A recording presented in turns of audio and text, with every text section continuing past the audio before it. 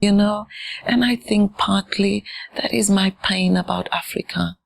You see, is we don't know our beauty. We really don't know it.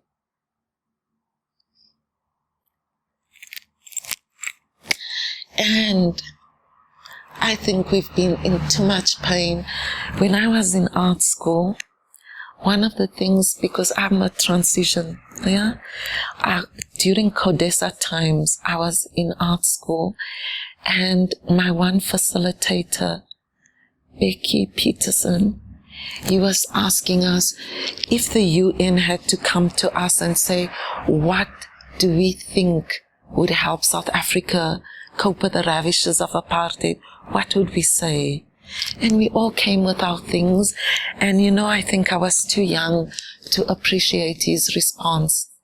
His response was that he would make a recommendation that each and every South African have their personal psychologist. He said because the things apartheid and colonialism did to us, I'm seeing it now. I'm seeing it now. When babies were being raped in South Africa, people they weren't understanding. Sometimes also with the xenophobia, people don't understand. I think even us as South Africans, we don't want to understand what happened in apartheid. It's too painful. It's too painful. And I'll tell you the other thing we don't want to do. We don't want to admit our part in it. Serious. We don't want to. There are things we did to each other, like my father's death. My father's death happened in the 80s. In the 80s, in South Africa, there was something called the Defiance Campaign. With the Defiance Campaign, the way people went missing, that was also when the apartheid government, that was when the CCB was its strongest, people went missing. There were things called impimpis, that's when necklace murders started. But the madness that happened in the 80s in South Africa, there's not one book about it, There's not. My sister, I was at UWC 1985. I was there again 1987. That's when the Defiance Campaign started. I'll tell you, there's one thing that tortured me. Every morning I would wake up to the sound of a helicopter looming. There were marches, there were protests. That helicopter, it's amazing.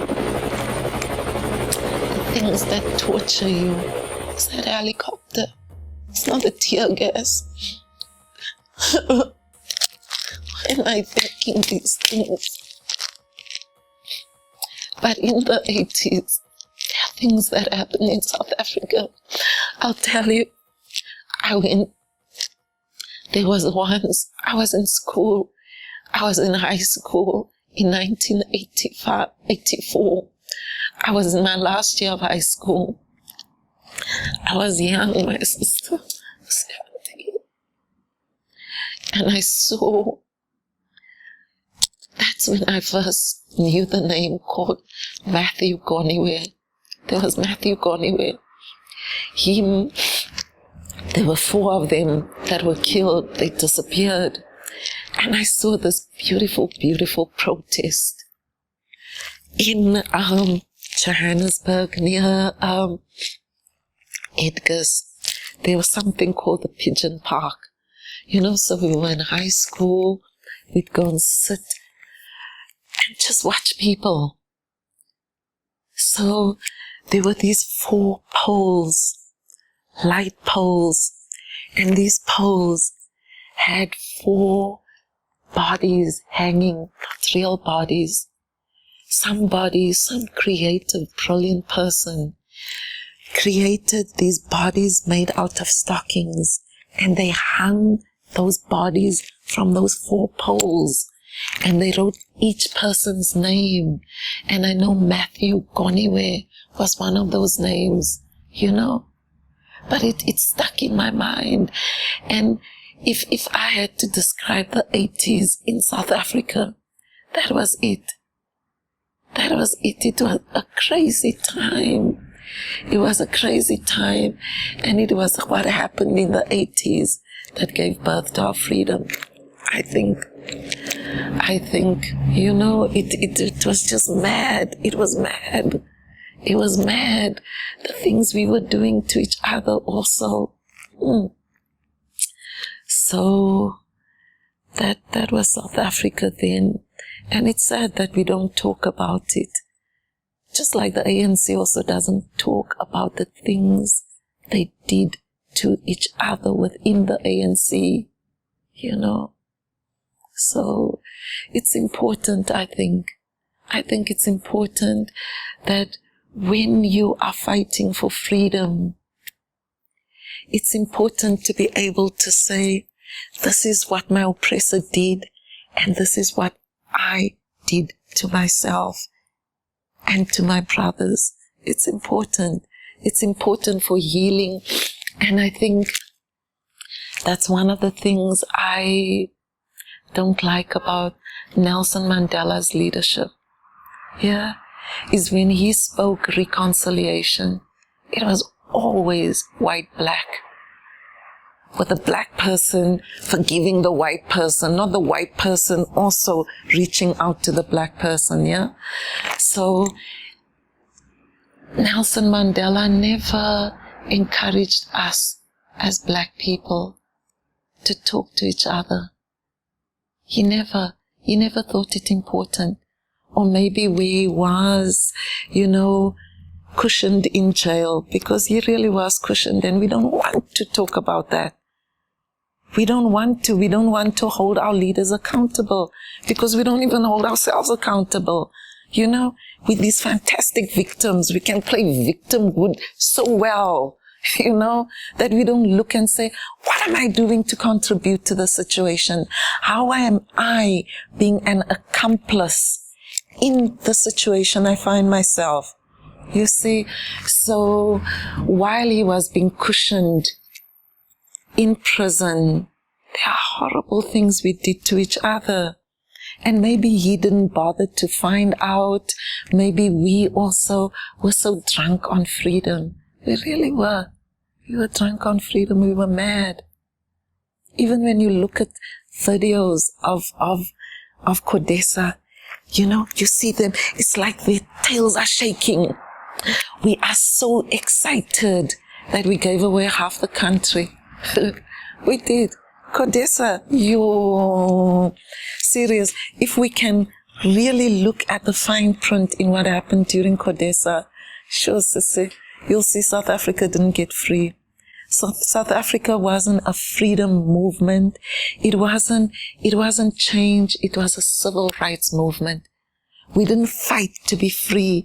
We fought to be white, not to be free. We fought for everything the white man has. His cancer. We're getting more cancer now than we had before. Diabetes. You know, it is amazing that during the fight for freedom in South Africa, you would hear the Tokyos saying that what white parliamentarians are getting is crazy. Yet when they became those parliamentarians, they took everything the white man was getting.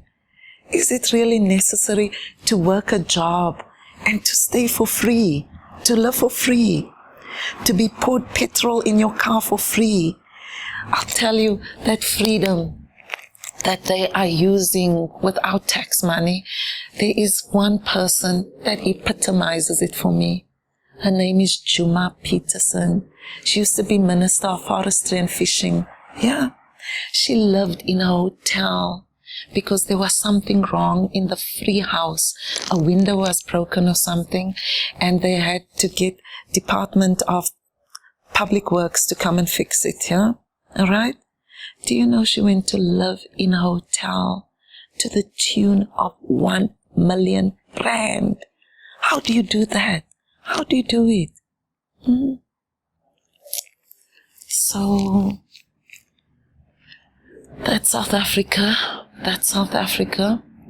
I'll tell you one good thing because I love positivity also, yeah. One fantastic thing about South Africans, we are mind-blowing. We are mind-blowing. I'll give you an example. If somebody had to come in with an AK-47 right now and spray those bullets, we all would react differently. Now that's what apartheid was. It was that AK-47, and we all reacted differently. And there are such beautiful reactions. There are such beautiful, like there are South Africans that speak Russian fluently. There are South Africans, I'll tell you, ordinary South Africans, yet when you speak to them, they are so mind-blowing in their beauty, in their knowledge. And I'll tell you, I love that about us. I love it. We have different ways in which we express ourselves. Physically, we dress differently. Our faces are different, So I love the varied expressions of South Africanness.